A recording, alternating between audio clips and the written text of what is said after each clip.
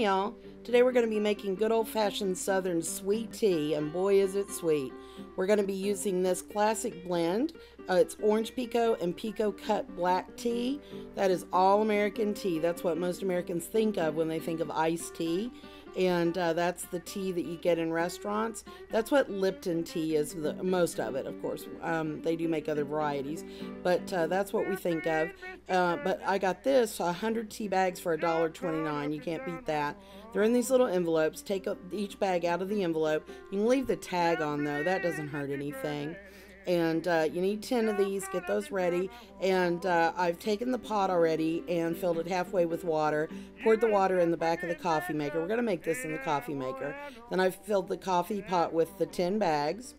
And then I am just going to turn the coffee maker on, let the water run into the tea bags. And then I'm going to let it sit there for about an hour and let the tea bags steep. And so we'll have some great tea in about an hour.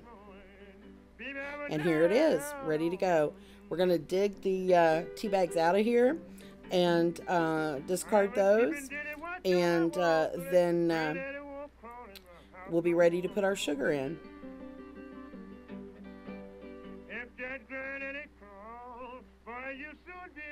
And here we are. We need to put in 1 to 2 cups of sugar, and that is a lot of sugar.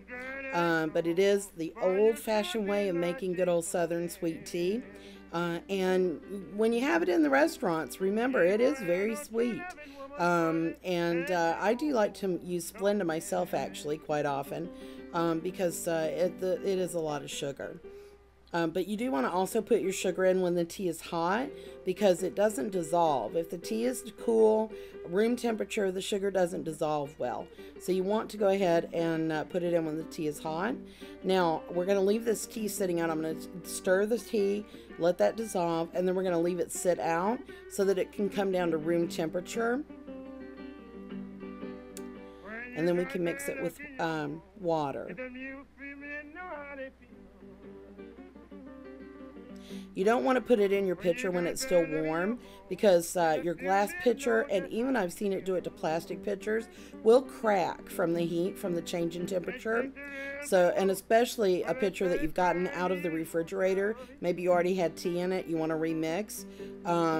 You don't want to do that because it's been very cold, and then to put something even just warm in it, it'll crack and you will ruin your pitcher. So you don't want to do that. Now, I just poured the tea in. Now I'm adding water. I'm pouring it across this wooden spoon here because the tea will foam up. It'll be kind of like when you get a fizz on top of a soda. You'll have this foam, a thick, heavy foam at the top of the tea that you'll have to wait till it goes down before you can add more water. So we're just putting this spoon there to kind of diffuse that.